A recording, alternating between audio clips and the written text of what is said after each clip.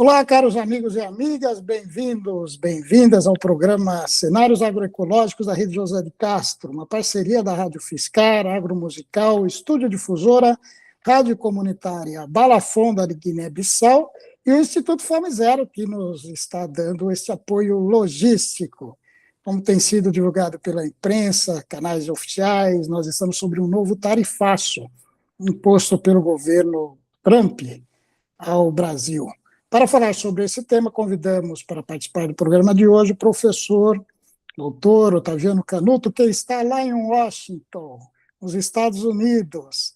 Ele é economista, já trabalhou no Banco Mundial, no FMI, no BID, também trabalhou no Ministério da Fazenda, foi professor na USP, na Unicamp, e atualmente é integrante sênior do Policy Center for New South. Bem-vindo, professor Otaviano. Um prazer grande estar aqui de novo contigo, Jader, e também com o professor Jorge. Obrigado também. Está prevista a participação do professor Antônio Prado, que é vice-presidente do Corecon São Paulo, o professor Mário Ribeiro, da Universidade Federal do Pará, Jorge Wisch, que já está aqui conosco, a Maria Tereza Ramalho, da UFSCar, e a Silvia Neves, do IFZ, que está gravando o nosso programa. Bem-vindos todos e todas. Professor Otaviano, o senhor que já trabalhou em vários organismos internacionais e que acompanha a economia global, que momento da economia global nós estamos vivendo? A gente tem esperança que seja uma globalização conciliadora, com os países se complementando para o bem de todos nós. Mas nós estamos vendo aí algumas questões estratégicas que estão elevando até o termômetro, o grau de risco dessa economia global. Como o senhor está vendo hoje, professor? Mais globalização compartilhada ou mais protecionismo exacerbado? Obrigado. Jader, infelizmente, estou mais para a segunda. Eu, até em 2021, meu último livro, foi um livro sobre desenvolvimento na economia global, subindo uma escada íngreme. Esse foi o título do meu trabalho, onde eu mostrei que abordei, quer dizer, a escada propiciada em termos de oportunidades de ascensão na escada da renda para países vindo de baixo que fizessem a devida lição de casa. Né? A lição de casa, bom, a gente se alongaria aqui longamente, mas o fato é que, inclusive, o livro aborda casos especiais. O Brasil é um caso em que a subida parou em determinado momento, ficou estagnado no meio da escada, enquanto que Coreia do Sul e China são exemplos na direção oposta. A China ainda continua subindo e assim por diante. Pois bem, esse foi o livro, e o livro tentou justamente abordar o que continha a globalização como oportunidades disso, globalização comercial e também o lado financeiro, com mais riscos, mas ainda assim, mas como o importante era a lição de casa a ser feita para subir a escada. Pois bem, esse mundo deixou de existir como foi durante algumas décadas. E o que é que aconteceu? Em grande medida, embora a renda por habitante do mundo tenha ficado, olhando para as médias dos países, menos desigual, 1 bilhão de pessoas saindo da pobreza, algumas economias, como mencionei no exemplo, particularmente na Ásia, mas em outros lugares, conseguiram subir, inclusive, a patamares de economias ricas. O progresso foi, digamos assim, inegável estatisticamente, como nos anos que eu trabalhei no Banco Mundial, poder ver isso e assim por diante. Pois bem, agora, ao mesmo tempo, na boa parte das economias avançadas, a gente assistiu um fenômeno que foi o da crescente desigualdade na apropriação dos ganhos econômicos associados à globalização. Ou seja, na média, os países avançados continuaram também crescendo e assim por diante, mas com uma forma muito desigual em relação ao passado. E aí, nesse contexto,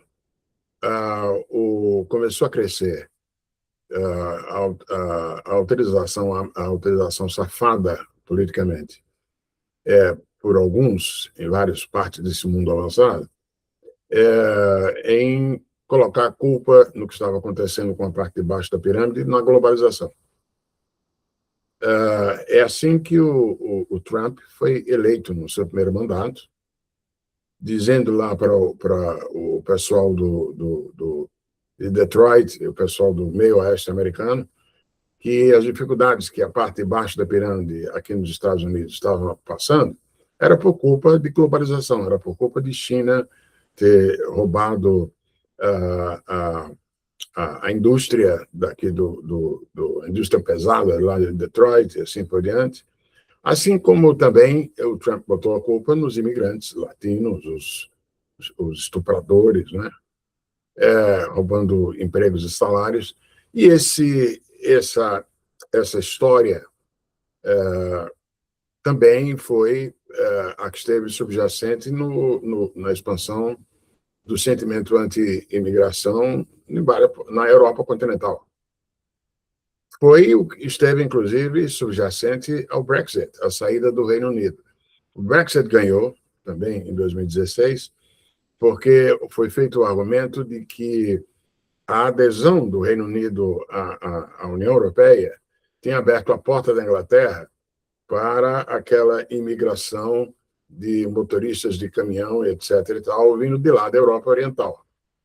É interessante que o Brexit não ganhou em Londres, ele ganhou no interior do Reino Unido, né? E ganhou por conta usando esse argumento da imigração. Esse mesmo sentimento é o que esteve subjacente à expansão de coisas como Marine Le Pen na França, ou na Áustria, na Hungria e em outras partes da Europa. Pois bem, esse sentimento a que me refiro é um sentimento equivocado, porque as dificuldades enfrentadas pela classe média baixa ou pela classe média nos Estados Unidos não se deram por conta de transferência de atividades industriais para a Ásia. Até porque aqui nos Estados Unidos tem esse mito, não houve desindustrialização. Na verdade, o país ficou, do ponto de vista de indústria, mais concentrado nas atividades com maior valor agregado e assim por diante, né? Eu escrevi sobre isso com Jorge Habash.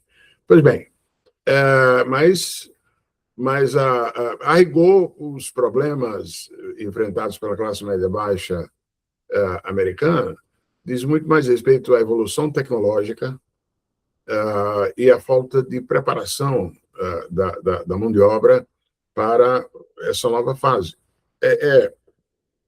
Mas, no entanto, o Trump, assim como a sua maneira, os partidos de direita na Europa, ficaram vendendo uma coisa falsa.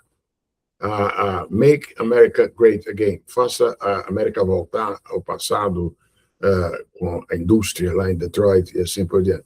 O que é literalmente impossível, porque aquelas indústrias, aquelas fábricas, aquelas siderúrgicas que a gente via nos filmes e tal, não existem mais. A mudança tecnológica eliminou aqueles postos de trabalho e assim por diante. Então, você tem um desafio, que é o desafio de adequação, de adaptação da mão de obra, e que não foi implementado. E, aliás, não é por acaso que o pushback contra a globalização ele não foi tão forte, ele nunca foi forte em lugares como o Japão, ou em lugares como os países escandinavos e outros. Por quê? Porque nesses países você tem sistemas de proteção social que ajudaram muito a população, retreinamento, seguros seguros de saúde e seguros sociais e transferências e assim por diante. Enquanto que o daqui dos Estados Unidos, por exemplo, ele é um dos piores. É impressionante, é a economia mais rica do mundo, se olhar o tamanho e o nível da renda per capita, mas você tem algo em torno de 25 milhões de americanos que não tem INSS, não tem seguro-saúde nenhum. Hospitais não necessariamente recebem as pessoas para tratar, e assim por diante. Você tem esse país, 25 milhões de americanos sem segurança de saúde nenhuma, né? Então, os problemas enfrentados por essa parte de baixo dizem muito mais respeito a isso, a essa falta de preparação, né? Mas eu continuo com o olho na sua pergunta, certo? Convido e tal. Mas o fato é que houve uma exploração, essa venda de um falso milagre, de voltar o relógio histórico para o passado, e que deu certo eleitoralmente. Deu certo em 2016, e embora o Trump tenha perdido em 2020, entre outros motivos, 20 ou 21, ou 19, por conta da reação dele à pandemia, por conta bom, segundo ele não perdeu, as eleições foram fraudadas, né? Agora não há nenhuma razão para acreditar nisso, mas ganhou de novo em 2024. 24? Não, quando é que ele ganhou? Em 2000, ganhou em 24, né? Então, isso tem sido um choque, porque ao ter êxito nessa culpabilização da globalização por esses problemas, definitivamente criou-se um espaço para políticas anti-integração.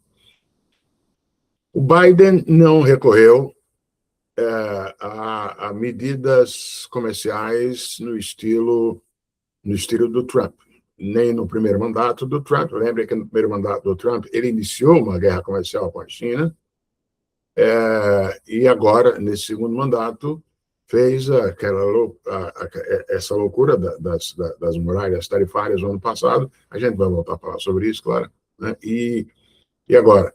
Mas, mesmo assim, o Biden não eliminou as tarifas que o Trump tinha colocado no primeiro mandato e acrescentou um tratamento mais setoralmente específico, o que me leva a uma segunda fonte de choque sobre a economia global, que é o seguinte: a primeira, eu mencionei, essa reação anti-globalização em várias economias avançadas, né? Isso é um choque, evidentemente.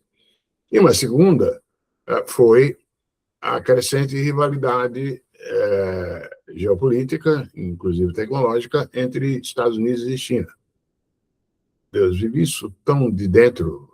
Quando eu fui vice-presidente do Banco Mundial, um dos meus departamentos era o departamento de comércio do Banco Mundial. Então, eu era obrigado a ir umas 4, 5 vezes por ano lá para Genebra. Eu era também o cara do Banco Mundial que fazia a ponte técnica entre o Banco Mundial e a OCDE em Paris, o que também me levava a fazer 4 ou 5 viagens por ano a Paris, na OCDE, e acompanhei muito bem como o sentimento que passou a ter, diz, olha, veja bem, a China se deu bem com a globalização, vejam como subiu, está lá no meu livro Por quê, né? Mas agora está começando a ficar perigosa, porque agora ela já começa a desafiar as posições nos setores tecnologicamente de ponta, avançados, etc. e tal. Então, houve uma mudança de sentimento. Deixa eu contar essa historinha, que essa historinha é bem ilustrativa. Em 2011, quando eu era um dos vice-presidentes, o chefe, Robert Zoellick, o presidente do banco, me chamou e me disse: você vai no meu lugar na China agora em dezembro. Eu já estive lá 3 vezes esse ano e os meus amigos aqui em Washington estão dizendo que eu estou indo demais para a China. Tá bom, aí lá fui eu. representando o Banco Mundial, não eu, quer dizer, o vice-presidente, e fui, era a celebração de 10 anos da China na OMC, e eu fui lá, no Hall of People, aquela construção que nunca vi nada equivalente no mundo, lá em Beijing, aquelas paredes monstruosas. Eu até perguntei ao chinês, aí o chinês disse assim, olha, a altura dessas paredes e as gravuras que tem lá nas paredes são para, digamos assim, nos ensinar a ser humildes em relação à história. Bom, foi bem. No Hall of People, eu levei um recado, uma mensagem, que era a mensagem que depois vem num relatório conjunto do Banco Mundial com um think tank do Partido Comunista Chinês, o relatório China 2030, dizendo que a China precisava, digamos assim, substituir o modelo de crescimento deles, que tinha dado tão bem certo durante 3 décadas, com crescimento anual, na média, acima de 10%, tirou a China de lá, de país com renda per capita mais baixa do que os mais pobres da África subsaariana, e botou lá a China, hoje, com uma renda per capita até maior do que a nossa, do Brasil, e assim por diante. Bem, e o recado que eu passei, o recado institucional, era sobre a necessidade de reformas da China, reforçar o sistema de seguro-saúde, de seguro social deles, de modo a fazer o chinês não ser tão poupador, porque o chinês tem que poupar a 1.000, porque lá não tem aposentadoria nossa, não, viu? Lá não tem seguro-saúde, assim, e custeio de educação. Lá a família chinesa tem que poupar, senão, principalmente agora com um filho ou 2 filhos, senão está frito quando ficar velho, não é? E por isso o chinês poupa, além de ter uma distribuição de renda que é muito, mas muito viesada a favor de lucros em relação a salários. Na China, em relação a lucros, salários e o tipo de capitalismo que opera nas relações entre empresas e trabalhadores, na China é de um capitalismo selvagem que não tem nenhum equivalente mais no nosso mundo. Professor, lá não tem BPC, Bolsa Família, Seguridade Social? Não, aqui nada. Aqui não tem nada disso, não. Aliás, os asiáticos, eles tendem a ser muito refratários a coisas como BPC, tá? Ou como Bolsa Família. Inclusive, continua valendo essa coisa que eu estou dizendo, que foi dita por mim, e que o presidente Hu Jintao, ao meu lado, disse que concordava comigo, porque, evidentemente, nesse patamar, e principalmente com China, as coisas não acontecem assim, acaso não. O meu discurso foi lido previamente pelo time dele, entendeu? Me foi devolvido, sem nenhuma mudança, mas o Hu Jintao já sabia o que responder, e o Hu Jintao disse que concordava comigo, mas, na prática, particularmente agora, depois da saída do Hu Jintao e a chegada do Xi Jinping, esqueceram completamente esse negócio de reforçar o sistema de seguridade social, de proteção social. Até teve coisinhas mais recentes. E os meus amigos e coautores chineses, eu tenho coautores chineses, gente com quem fiz trabalho, me dizem que a mentalidade prevalecente no Partido Comunista Chinês é que esse negócio de sistema de proteção social daqui do Ocidente enfraquece os trabalhadores, amolece os trabalhadores, tá? Então, eles não veja lá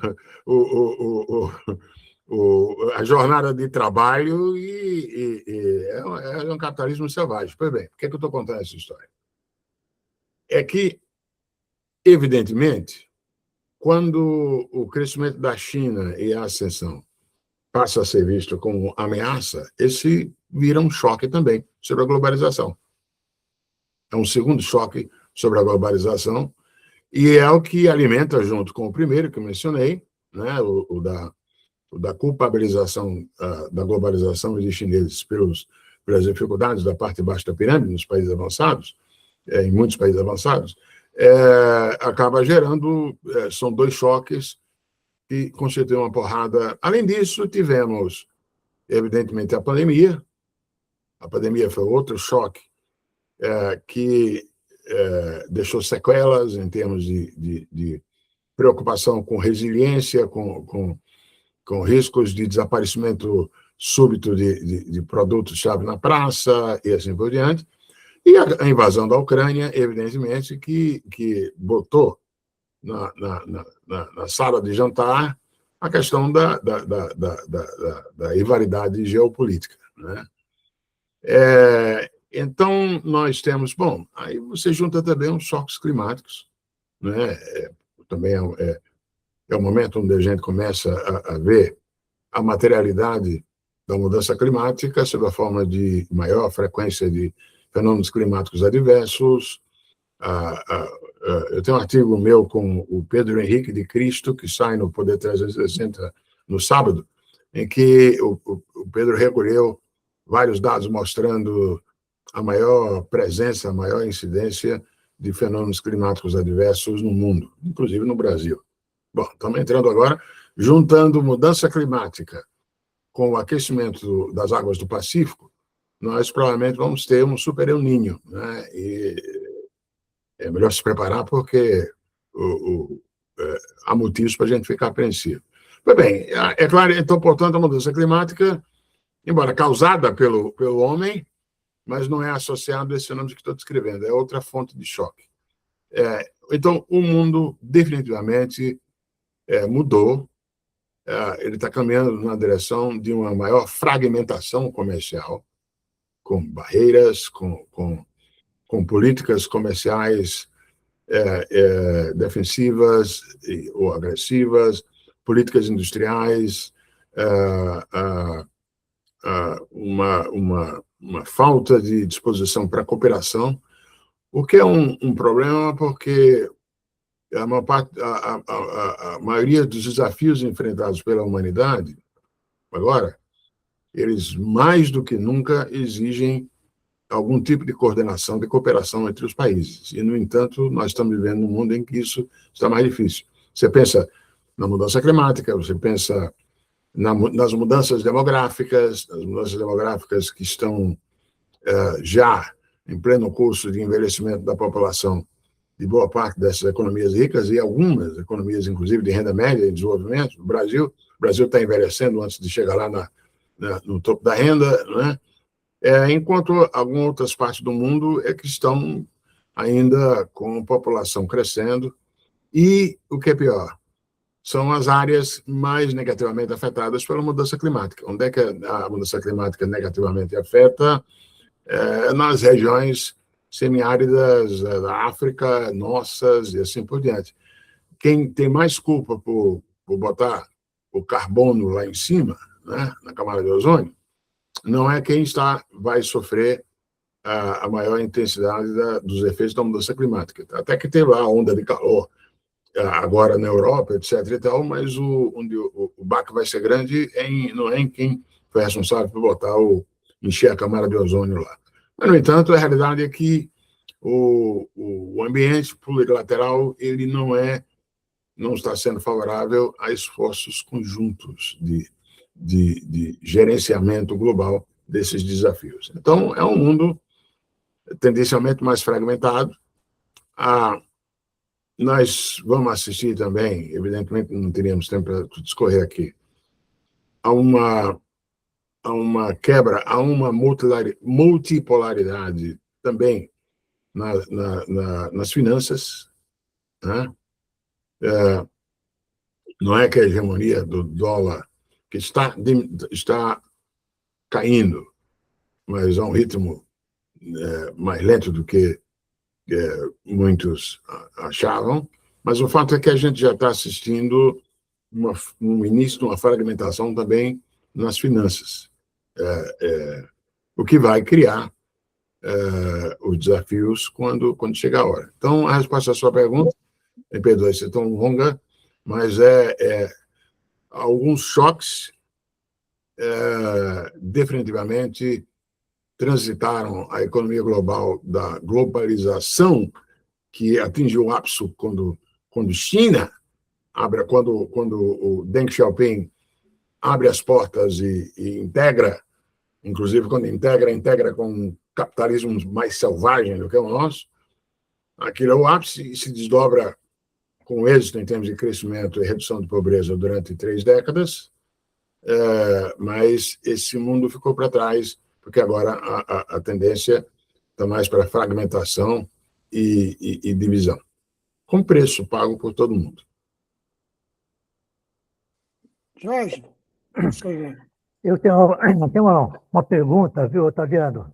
Bom, muito boa a sua explicação até agora, mas eu tenho uma questão que eu gostaria de ver a tua opinião, que é o seguinte: o modelo chinês começou a causar confusão no mundo, né? Porque até um tempo atrás a China era um país pobre, né? A China era um país que tinha muita gente, mas pouca influência, né, do ponto de vista de geopolítica, e de repente a coisa mudou, né? Foi mudando, até que ponto o senhor acha que esse impacto do modelo chinês está causando essa revolução toda, principalmente nos americanos, né, e também na Europa, com esses governos todos patinando, né, em termos de novo modelo de desenvolvimento, enquanto o chinês aparentemente parece que está conseguindo se erguer, inclusive com a questão financeira, né, dos modelos todos que eles estão adotando, e com as grandes empresas, né, crescendo também. Então, aparentemente, a China está apresentando um modelo novo para o mundo parece que está tendo que olhar para esse, né, novo modelo, quer queira, quer não,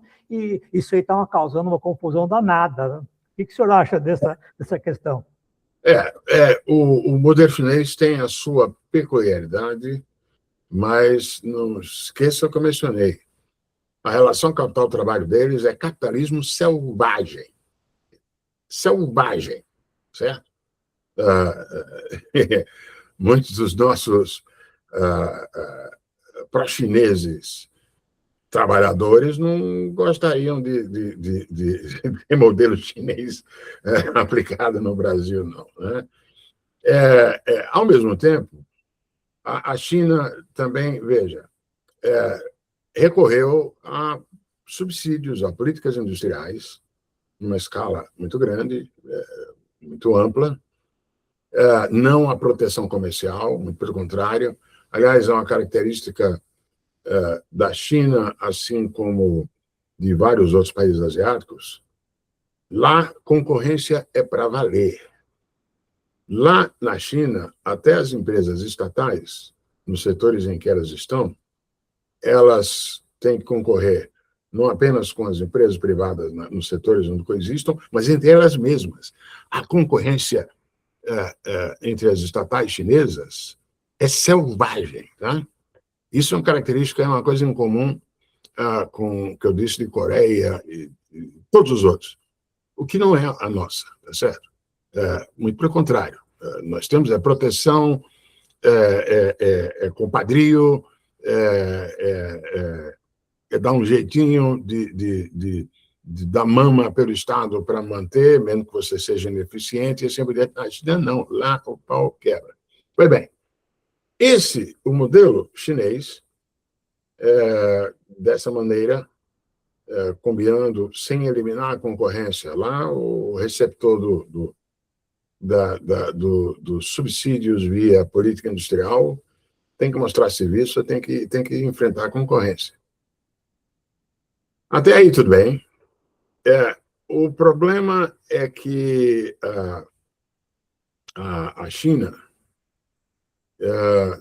desafortunadamente, agora eu vou dar uma exageradazinha, mas vocês dão um desconto aí, não me escutou o suficiente lá em dezembro de 2011. Não eu. O que o Banco Mundial disse, o que o FMI também disse, o que muita gente disse. Não deixe de ser tão dependente de ter saldos comerciais gigantescos com o resto do mundo. Enquanto eu estava lá na primeira fase, quando a China estava caminhando de baixo para o meio, para a renda média, e estava industrializando, entrando nos segmentos menos intensivos em tecnologia, etc. e tal, aí tudo bem, o saldo comercial gigantesco compensava a falta de consumo do chinês, né? E aí a equação macroeconômica era fechada via exportação líquida. E até, verdade seja dita, depois de 2011, não por minha causa, evidentemente, mas a China mudou um pouquinho o modelo. A China, nos anos de 2012, 13, 14, 15, dependeu menos de saldos comerciais gigantescos e o crescimento não foi por consumo do chinês, foi por gastos com infraestrutura e gastos imobiliários. E isso segurou o crescimento chinês justamente naqueles anos, depois da crise financeira global, o investimento em infraestrutura, só que aí faz investimento em infraestrutura, evidentemente, a partir de um certo ponto, a infraestrutura na China é tão densa e tão moderna que não está precisando da margem. Ou os imobiliários, que é aquela bolha. Quando estoura a bolha e ao mesmo tempo não tem mais, digamos assim, o mesmo horizonte, no caso de infraestrutura, de novos investimentos, a China volta a depender principalmente de saldos comerciais grandes.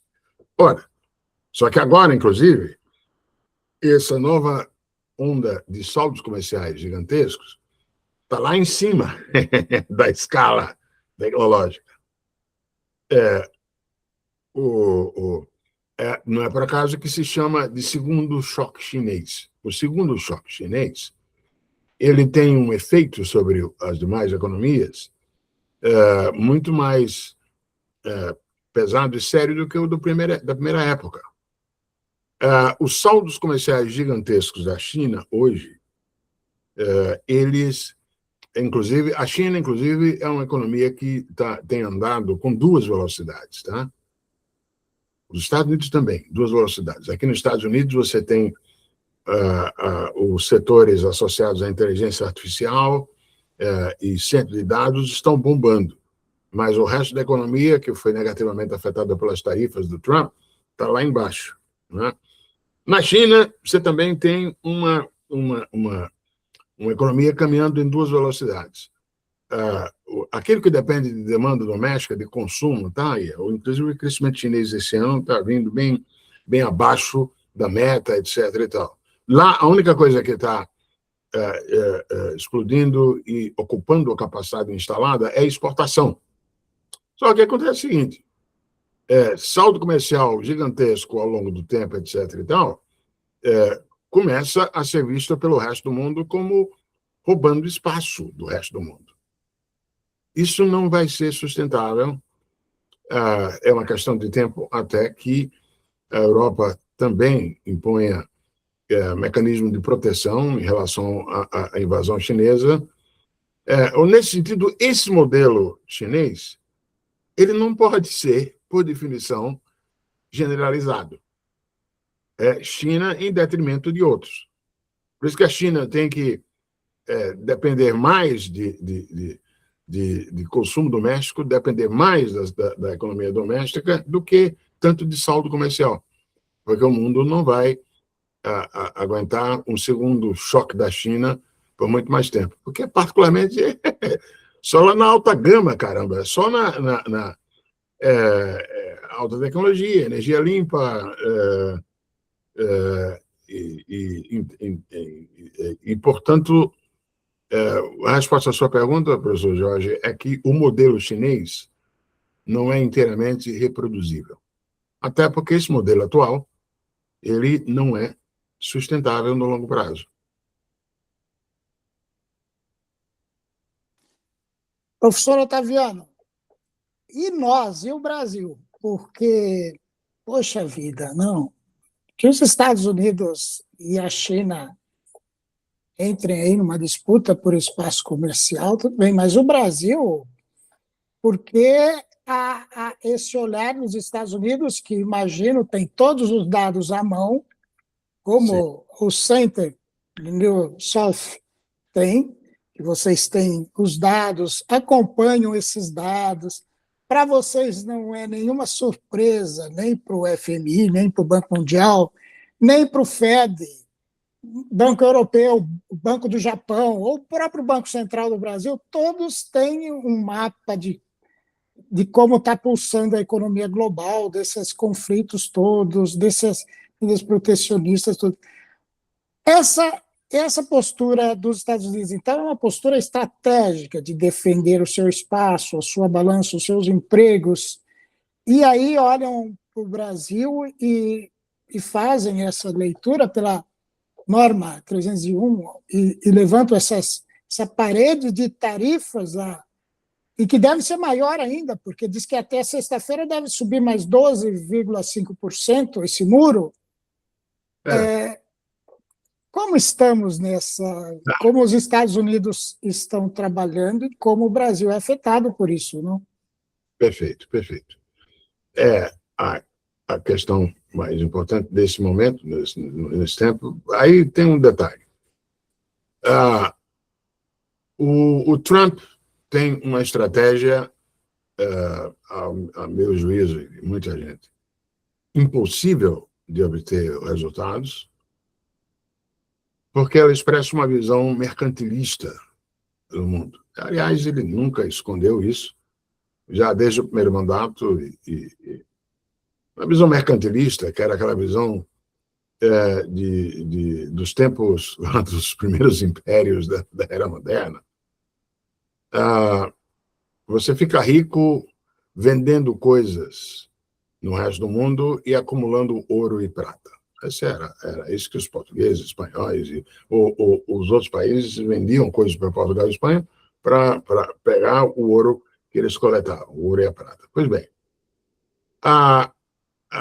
como bem expressou o Trump lá no dia 2 de abril do ano passado, quando ele apresentou aquela lista de tarifas recíprocas, lembram? Acho que mais ou menos a posição é essa, assim, então, né?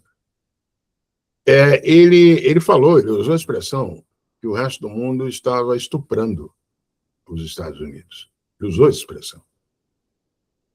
Porque nessa mentalidade, o resto do mundo, os países querem ter saldo comercial com os Estados Unidos para chupar dinheiro, para roubar o dinheiro, para ocupar, né?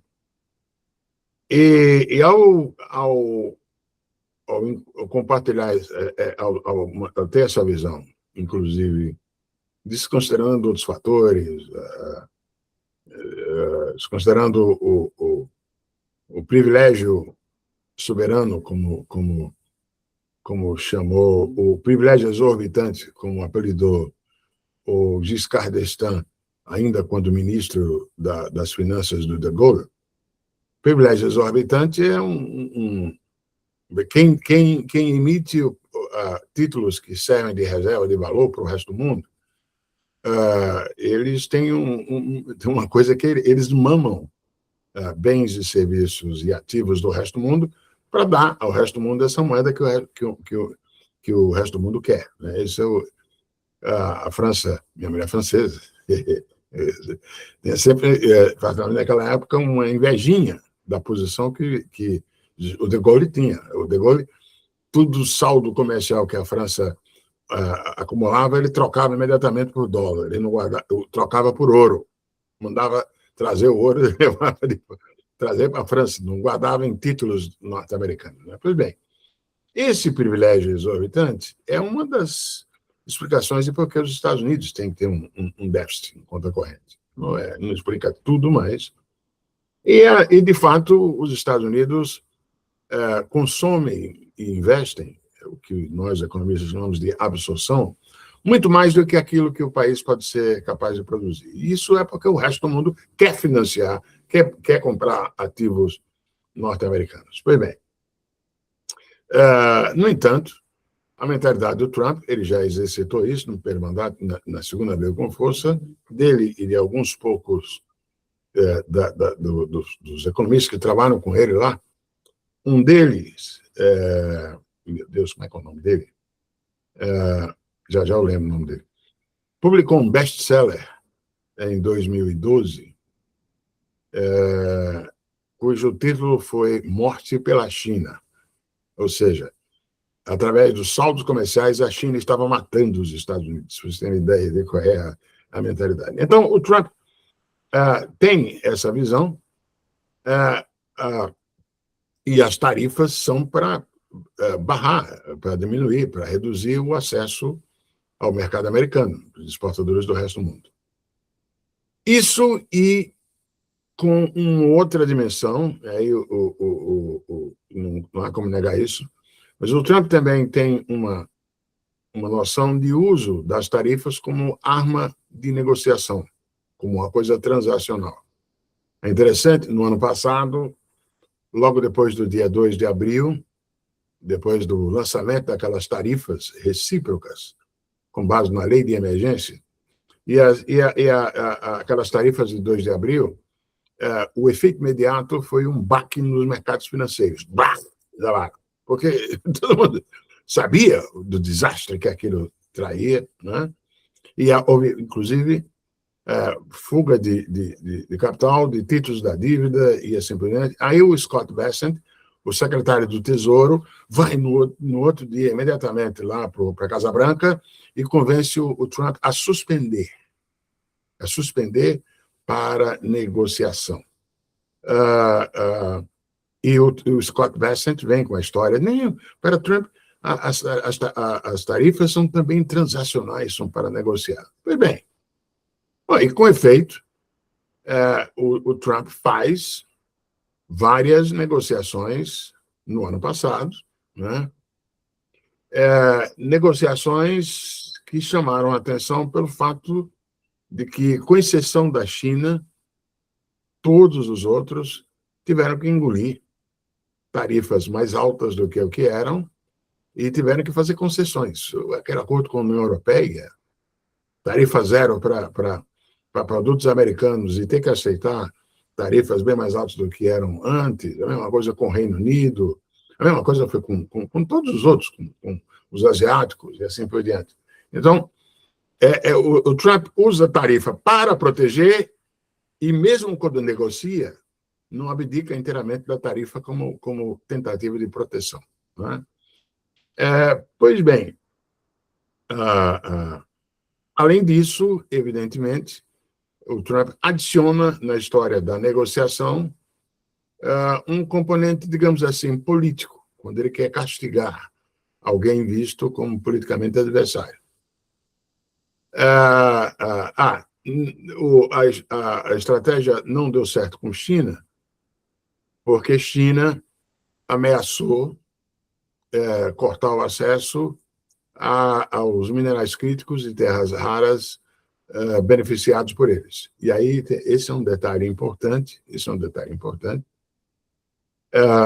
eu posso dizer, e porque eu já escrevi sobre isso, e não foi o único, mas não muitos, que não se deram conta do caráter estratégico que foi adquirindo na década passada, beneficiar, não é apenas extrair, é beneficiar minerais críticos e terras raras, né? E porque, dada a evolução tecnológica, eles viraram um componente essencial de tudo que é mais avançado em tecnologia. Para dar um bom exemplo ilustrativo, um carro elétrico usa 6 vezes mais cobre do que um carro a gasolina. E quanto mais você generaliza a programabilidade, a introdução de circuitos integrados, de chips e assim por diante, mais aumenta a demanda de todos esses minerais críticos, desde que já beneficiados, etc. e tal. Eu posso passar textos e... Bom, pois bem, os chineses, nos 10 anos anteriores, no mínimo, foram estratégicos. Aí sim eles foram únicos, estratégicos nisso. De fazer as pontes com lugares no mundo onde existem esses minerais críticos e fazer os investimentos em beneficiamento. Os chineses não necessariamente se envolvem na produção, viu? Porque a produção em alguns casos desses minerais críticos, etc. e tal, é suja. Você pensa nos riscos com água aí lá para o Chile e para a Bolívia e para a Argentina, nas áreas no Triângulo do Lítio.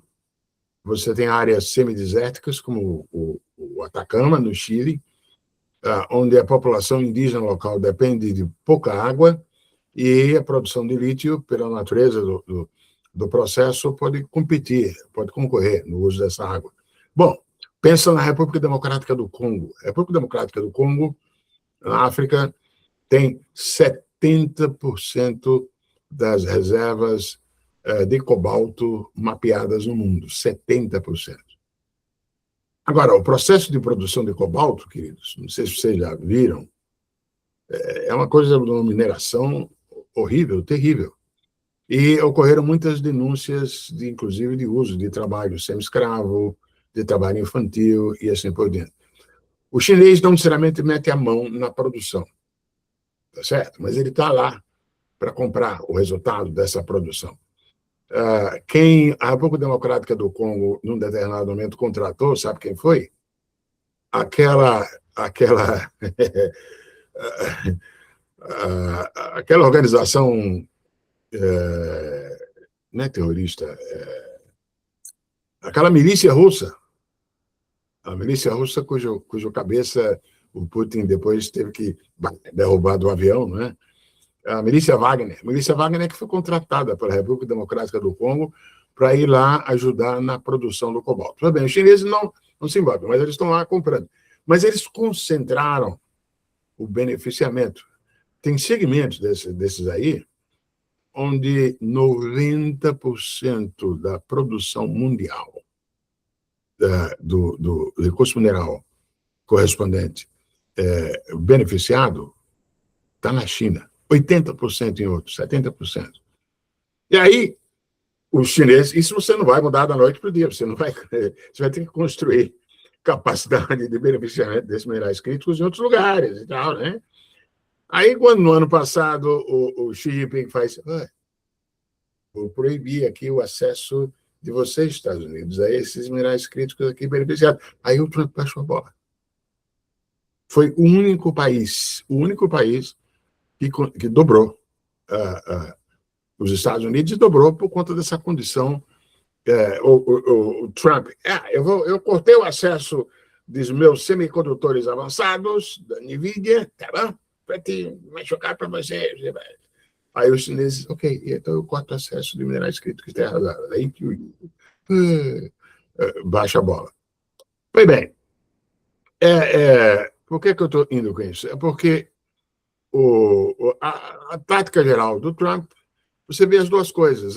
As tarifas recíprocas do ano passado, aquelas da tabela lá do dia 2 de abril, elas seguiam uma fórmula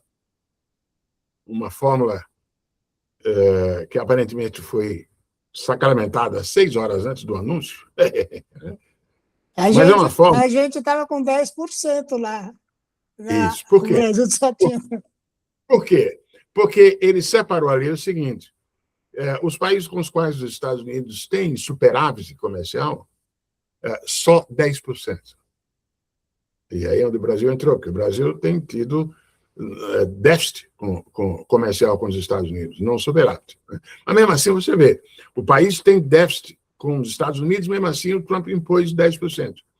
Em todos os outros países que têm superávit comercial com os Estados Unidos, ele foi pondo aquelas tarifas adicionais proporcionais à magnitude do saldo comercial dos países com os Estados Unidos. É realmente uma. Pois bem, e boa parte dessas tarifas, como eu disse, foram mantidas, em grande medida, até nas negociações que ele fez depois com a União Europeia, com Malásia, e assim por diante. Pois bem, então, ali estava em cima. E tem o componente, entre assim, político, de negociação política com os adversários, que é onde entrou, depois do dia da liberação, aquela carta especial para o Brasil, com aquela demanda estúpida e completamente impossível de ser atendida de liberar o Bolsonaro, né? E ele fazer o Xandão e os outros juízes do tribunal, da nossa Corte Suprema, do Supremo Tribunal Federal, retroagir naquelas multas que foram aplicadas sobre o Elon Musk e aquelas exigências de retirada de conteúdo em redes sociais e assim por diante. Ali é esse acréscimo negocial do Trump, né? Pois bem, aquela coisa toda das tarifas recíprocas, da tabela, etc. Então, foram mal montadas porque elas foram se reportaram, se referiram, foram com base na lei de emergência, né? Que a Corte Suprema acabaria declarando como um movimento ilegal, não apropriado. E a razão pela qual o Trump recorreu à lei de emergência foi a tentativa de... Todas as outras precisam passar, em algum momento, pelo Congresso. Então, para tentar não passar pelo Congresso, ele recorreu àquela lei. Mas o que foi um movimento estúpido, porque a lei, o recurso foi negado pela Justiça, aos trancos e barrancos, inclusive, o governo americano está tendo que ir devolvendo uma boa parte das tarifas que recolheu no ano passado para cá, né? Mas quem acompanha de perto lembra que no dia em que a Corte Suprema declarou ilegal as tarifas recíprocas, né? O próprio Trump disse: não se preocupem, eu vou recompor essa muralha usando outros instrumentos legais. Aplicou a taxa temporária de 6 meses dos 10%, né? Aquela taxa que vence agora, essa semana. Ela só poderia ser aplicada por 6 meses, senão teria que ser aprovada pelo Congresso. Ela aplicou temporariamente e vem usando a seção 301 para inventar esses processos de avaliação de concorrência desigual para remontar as tarifas. O Brasil não é o único caso. Que, na época, eles já tinham aberto a 301 para o Brasil, né? Tem várias outras em curso. Foi aberta uma sobre a benevolência com a importação de produtos usando o trabalho escravo, como vocês sabem, inclusive separando ali, botou a Europa e outros países avançados na faixa menor e o Brasil e outros na faixa mais alta, e tem outros mecanismos similares. Então, isso que ocorreu com o Brasil, essas vantagens, não é único ao Brasil. Tem um conteúdo político no sentido de que, na verdade, não houve referência mais nenhuma agora, dessa vez, a Bolsonaro, a Corte Suprema, o Supremo Tribunal, o STF, etc. e tal, mas tem visivelmente um conteúdo político, como se viu nas declarações, por exemplo, do Rubio e do Jameson Greer no dia lá do anúncio das tarifas. E o conteúdo, é claro que o Brasil tem que redarguir, mas, a rigor, não tem a menor... O argumento nosso do Brasil, a coisa do PIX, concorrência desleal. Eles têm uma queixa, tem um lado dos Estados Unidos que realmente está preocupado. Porque você tem esse debate aqui, inclusive. Aqui nos Estados Unidos, você só tem esses sistemas de pagamento privados, né? O Zelle, as coisas que você faz com as empresas, e essas empresas, enquanto aqui nos Estados Unidos, qualquer coisa de moeda digital do Banco Central, no caso do FED, foi suspensa, o Brasil, começando pelos pagamentos, mas também a Europa, é questão de tempo, ainda tem um sistema equivalente ao do PIX, que funciona também muito bem. A China já tem há muito, né? Essa malta toda de pagamentos, empresas privadas que lidam com pagamentos, elas estão preocupadas com esse precedente que o Brasil abriu. Deixaram de ganhar dinheiro com pagamentos aí no Brasil, né? E se isso cresce para, inclusive, pagamentos internacionais, aí, então, é essa malta Mas o máximo que podem fazer é ter isso apontado como desculpa para botar tarifa lá na 301. Mas não adianta nada, mas a gente tem que... A mesma coisa como foi no caso do desmatamento da Amazônia, caramba. Os caras usam os dados da era Bolsonaro, pô, né, para usar como desculpa. Isso não é negar que a gente tenha alguns defeitos no nosso ambiente de negócios que mereceriam melhora. O nosso sistema de proteção intelectual ele é caríssimo de operar,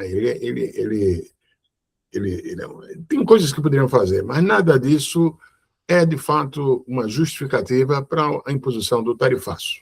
O Trump está botando tarifaço porque ele quer botar tarifaço e quis botar tarifaço particularmente mais alto para o Brasil, como vai ter para outros e assim por diante. Então, essa é a realidade. Eu tenho escutado muito vários debates aí no Brasil, alguns argumentando que o Brasil devia tentar agora retaliar, né? Deveria tentar... Tem um detalhe. Se a gente for retaliar mediante corte das exportações que o Trump isentou, né? Porque tem isso. Na verdade, a cobertura do tarifaço ela é pesada para alguns poucos segmentos, mas só pega mesmo 18% da pauta brasileira. Né? Então, onde ela pega e dói, tá certo? Isso é inegável. Mas não é... boa parte dos setores foi isenta. O suco laranja, o café, as partes de avião, porque os aviões da Embraer usados aqui interessa a quem usa os aviões. Viagem regional, eu moro aqui há 22 anos. Uma das coisas que eu faço toda vez que eu entro num avião, num voo regional, é ir lá olhar o avião. E aí dá aquela satisfação quando eu abro e vejo que é avião da Embraer. A Embraer é dos voos regionais. Né? Pois bem, aí teve gente no Brasil, vamos botar então sobretaxa sobre exportações. Só que tem um detalhe. Parte de avião, assim como café e suco de laranja, mesmo sendo tão deliciosos e bons, não são iguais a minerais críticos e terras raras beneficiadas. Tornar o café mais caro aqui não é a mesma coisa que você cortar o acesso a certos componentes importantes da indústria de defesa. Pô. Né? Então, a margem de manobra que a gente tem para retaliar, francamente, não é alta, não é elevada. Professor Otaviano, nós estamos indo para os 5 minutos finais do programa. Isso vai continuar, então? Ou seja, enquanto o Trump continuar, esse modelo Trump de gestão na relação com os países deve perdurar, então, por muito... Eu estou falando, não tem um indicador ali, pronto, acabou, agora vamos parar com isso. E eu acho que tem exemplos, inclusive, recentes que ilustram isso. Aproveitar. Pois bem, na época da carta, lá no ano passado, houve uma reação lá na própria em direção ao Trump, vinda da malta que gosta e que depende desses produtos brasileiros que mencionei. E aí não é por acaso que o Trump ampliou a lista de isenções. E a lista de isenções agora foi ampla como foi. Ou seja, bateu já no ano... O lado ruim para o Trump é que essa política de tarifas não só ela não cria aquilo que ele promete, que é reindustrialização dos Estados Unidos. O desempenho da indústria o ano passado, mesmo com as tarifas, e mesmo esse ano, Foi terrível. O que está salvando a indústria americana é a inteligência artificial, tá certo? Porque no resto foi tarifa mais, insumo mais caro, etc. e tal, o que, inclusive, teve um efeito danoso sobre o custo de vida.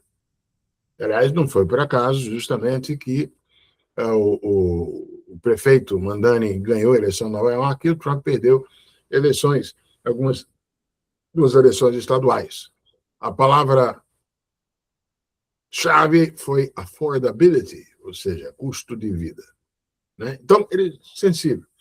Como também mostrou uma preocupação nessa direção, quando, depois da guerra no Irã, do início da guerra no Irã, o preço do petróleo acabou se transmitindo para os preços de combustíveis domésticos aqui. Olha que os Estados Unidos não são, digamos assim, tão independentes do petróleo importado, do gás importado, como é o caso da Europa, ou dos asiáticos, etc.